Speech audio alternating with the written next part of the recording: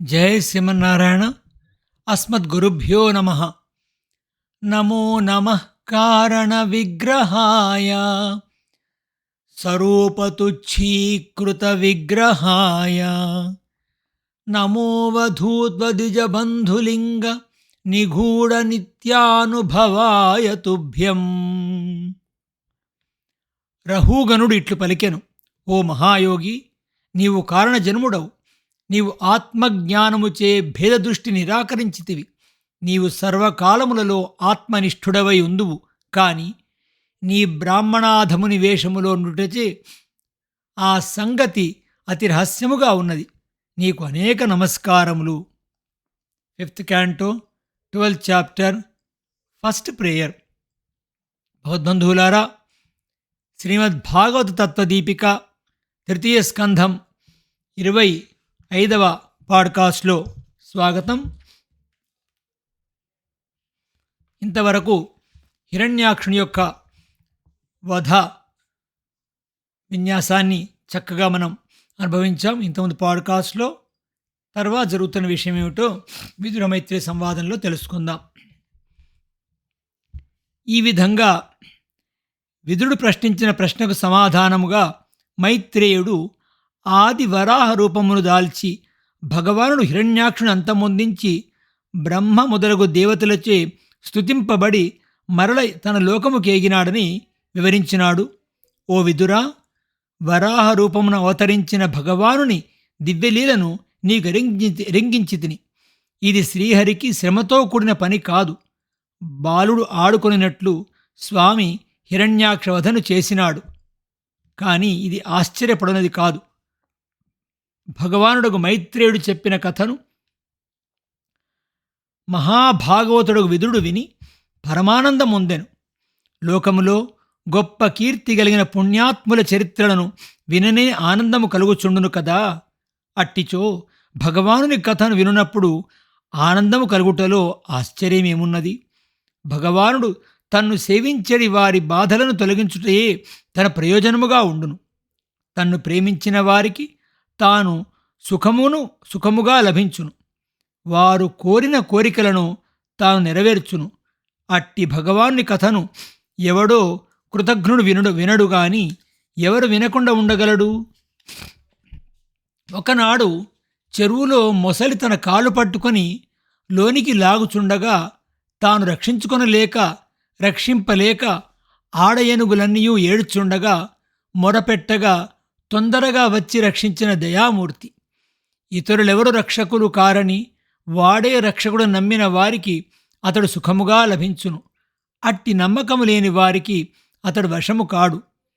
అట్టి సుఖముగా లభించడి భగవాన్ని సేవించిన వారు ఎవరు ఫలం పొందరు?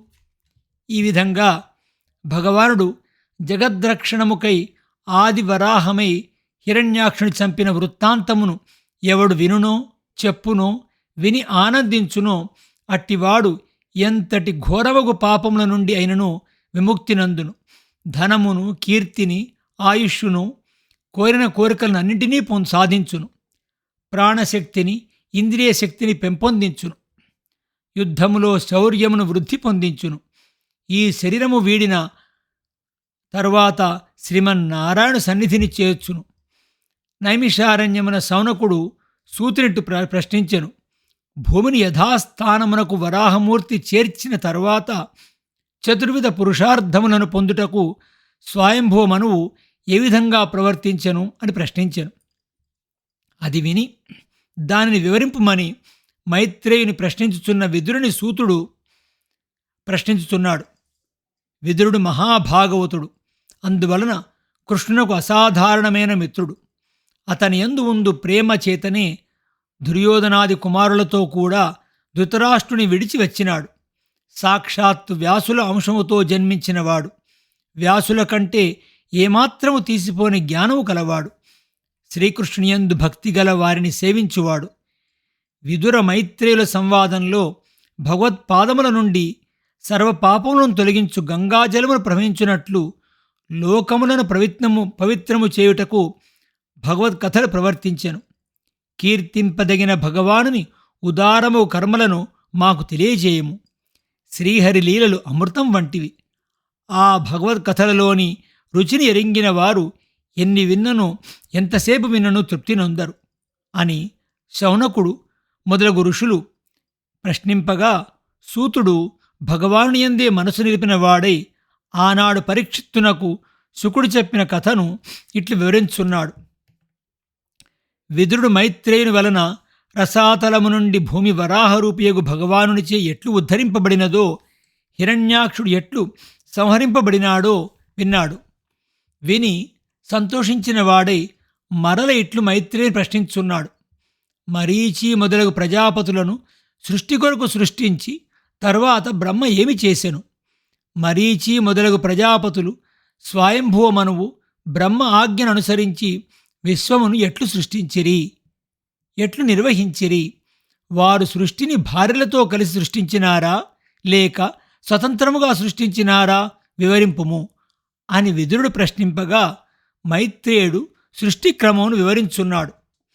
భగవానుడు సర్వేశ్వరుడు, ఊహించుటకు వీలుగాని ప్రభావము కలవాడు. ప్రకృతి పురుషుల కంటే అవ్వలది కాలం. ఆ కాలమునందు పరమాత్మ ప్రవేశించి ఆ కాలములో ప్రకృతిలో జగత్సృష్టికి అభిముఖమగునట్లు కదలికను కలిగించెను.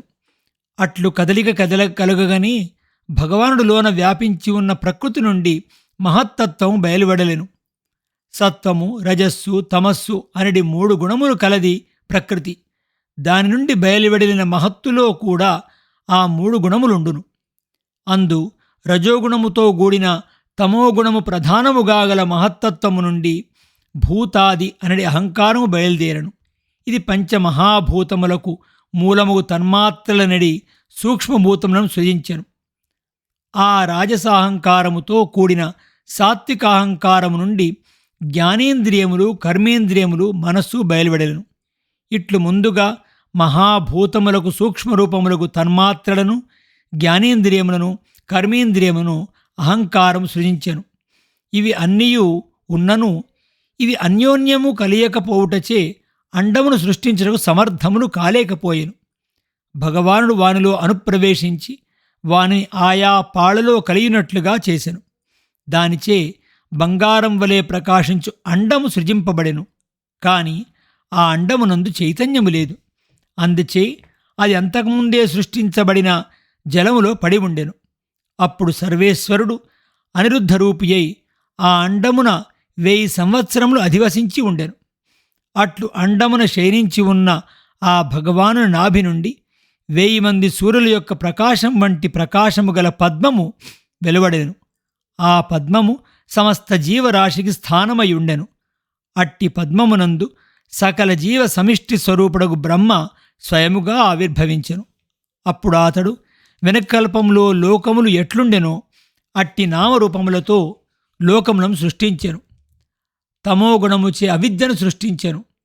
ముందు తామిశ్రము, అంధతామిశ్రము, తమస్సు, మోహము, మహాతమస్సు అనడి 5 విధములకు అవిద్యను సృష్టించెను. ఇట్లు అవిద్యా సృష్టికి కారణమైన తన ఛాయారూపముకు శరీరమును అసహ్యించుకొని బ్రహ్మ దానిని వదలెను. అతడు విడిచిన ఆ శరీరము నుండి యక్షులు, రాక్షసులు పుట్టిరి. వారు ఆకలి దప్పికచే పీడింపబడి వాటికి కారణముగు రాత్రిని ఆశ్రయించిరి. యక్ష రాక్షసులు ఆకలి దాహములచే బాధపడి ఆ శరీరమునే తినుటకు సిద్ధపడి అప్పుడు వారి జనకుడగు బ్రహ్మను తినవలదని కొందరనిరి, తినుడని కొందరనిరి. ఆ శరీరమును జక్షధ్వం తినుడు అని పలికినవారు యక్షులు అయిరి. రక్షధ అంటే రక్షింపుడు అనిన వారు రాక్షసులైరి. అట్లు తన శరీరమును తినుటకు సిద్ధపడుచున్న యక్ష రాక్షసులను చూచి బ్రహ్మ, నన్ను భక్షింపుడు, రక్షింపుడు, మీరు తమోగుణమును ప్రధానముగా గలవారై నా బిడ్డలు అయి ఉండిరి అనెను. తర్వాత ప్రకాశించుచున్న బ్రహ్మ తన ముందు భాగము నుండి దేవతలను సృష్టించెను. వారు ప్రకాశము గలవారు కనుక దేవతలైరి. వారు ప్రకాశించుచున్న వారై అతని శరీరము నుండి బయలువెడిన వెలుగును స్వీకరించిరి. బ్రహ్మ తన పృష్ఠభాగము నుండి కామగుణ ప్రధానులను అసులను సృజించెను. వారు కామ ప్రవృత్తి గలవారై అతనిపై రమించుటకు పడిరి. అప్పుడు అతడు నవ్వుచూ సిగ్గులేని వారలై తనను వెంటాడుచుండగా క్రోధముతో భీతితో శీఘ్రముగా పరిగెత్తిపోయెను. భక్తులను అనుగ్రహించు స్వభావము గల శ్రీహరిని చేరి ఇట్లు చెప్పెను: హే పరమాత్మా, నన్ను కాపాడము. నీ సంకల్పము చేతనే నేను ఈ ప్రజలను సృష్టించి తిని. కాని ఈ అసురులు నాపై బడి నాతోనే కామప్రవృత్తిచే రమింప సిద్ధపడుతున్నారు. నీవే దుఃఖము గల ప్రజలకు క్లేశములను తొలగింపగలవాడవు. నిన్ను ఆశ్రయించిన వారికి క్లేశములుండవు. నిన్ను ఆశ్రయింపని వారే క్లేశములందుదురు కదా. బ్రహ్మ ప్రార్థింపగనే బ్రహ్మ అధైర్యమును చూచి అతని మనసులోని భావమును ఎరింగినవాడై శ్రీహరి, కామ ప్రవృత్తిపై చాపల్యమును కలిగించు ఈ శరీరమును విడిచిపెట్టుము అని చెప్పెను. వెంటనే ఆ శరీరమును అతను విడిచెను. అదియే మనకు సాయం సంధ్య ఆయను. అందుచే అప్పుడు కామము ఉద్రేకించుచుండును. ఆ సంధ్య ఒక స్త్రీరూపమును దాల్చెను. ధ్వని చేయుచున్న నూపురములతో ముదముచే బెదురుచు ఇటునటు చూచుచు మొలనూలుతో గట్టిగా కట్టబడిన పట్టుబట్టను మొలపై దాల్చి ఆమె సంచరించుండెను. ఆమె వక్షస్థలము, ఆమె నాసిక, ఆమె దంతములు ఎంతో ఆకర్షకములుగా ఉండెను. సుందరమగు మందహాసముతో విలాసముతో కూడిన చూపులతో ఆమె సిగ్గుపడుచు పైట చెంగుతో తన అవయములను కప్పుకొనుచు సంచరించుండెను. అప్పుడు రాక్షసులు ఆ అందమైన సంధ్య అనడి స్త్రీని చూచి ఆమెపై మోహము గలవారలైరి. ఆమె రూపమునకు పరవశులై ఆమె లావణ్యమును యవ్వనమును తాము అనుభవించవలనని కోరుచూ ఆమె వెంటపడిరి. ఆమె వారిని లెక్క చేయక వారిని తాను కోరనట్లు ముందుగా నడుచుండెను. వారు ఆమెను గౌరవించి ప్రేమతో ఇట్లు ప్రశ్నించిరి: నీవు దేవతవా, మనుష్య స్త్రీవా? నీవు ఎవరికి చెందినదానవు? నీ రూపం మమ్మల్ని బాధించుచున్నది. మా భాగ్యవశముచే నీ దర్శనం మాకు లభించినది. మా మనసును నీవు బంతివలె ఇటునడు ఆడించుచున్నావు. నీవు నీ చేతితో బంతిని కొట్టుచుండగా ఆ శోభ వర్ణింపతరము కాదు. నీ చేతిలో బంతి క్రింద కొట్టుచున్నప్పుడు, నీవు ముందుకు వెనుకకు నడుచున్నప్పుడు నీ సన్నని నడుము బడలిపోచున్నది. నీ చూపు కలత చెందుచున్నది. నీ కేశబంధము చెదిరిపోచున్నది. ఈ స్త్రీ రూపంలో ఉన్న సాయం సంధ్య అసురులు చూచి మూఢమగు మనసుతో ఆమెను స్వీకరించిరి. ఆ తర్వాత జరిగినటువంటి భాగం ఏమిటో తర్వాత తెలుసుకుందాం. జై శ్రీమన్నారాయణ. అస్మద్గురుభ్యో నమః.